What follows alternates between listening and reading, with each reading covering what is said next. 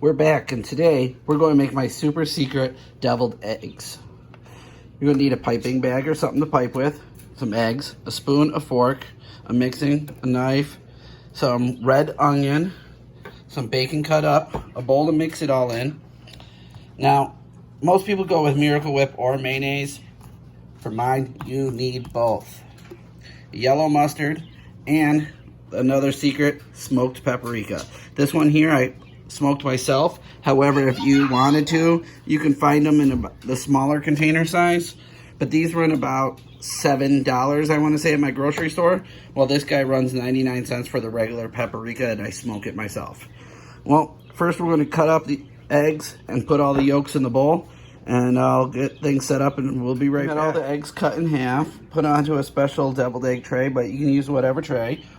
And then over here, this is one of the big spoons of Miracle Whip, almost a big spoon of mayo, and a good proportion of mustard in the middle. I'm going to crush these up, mix it all together, and beat it, and then once it's beat up, we're going to put it into a piping bag. Right. So, in each of the eggs, I put a couple of small pieces of bacon and one of the red onion slivers.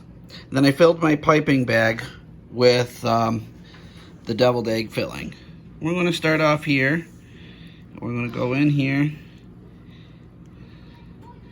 fill it up, and we're going to go through and fill all these in. All right, we got the piping in all of these eggs. Now we're going to take another slice of bacon and another onion and put on top of each, and then we're going to put our spice on top. Off with the smoked paprika. Now, stronger flavors like this, I don't know if anybody know, but it's always better to finger tap so you don't go too heavy with anything. Once I got it going here, I just slowly work myself around, just finger tapping, so it's not too heavy. Personally, I love doing the smoked paprika with these.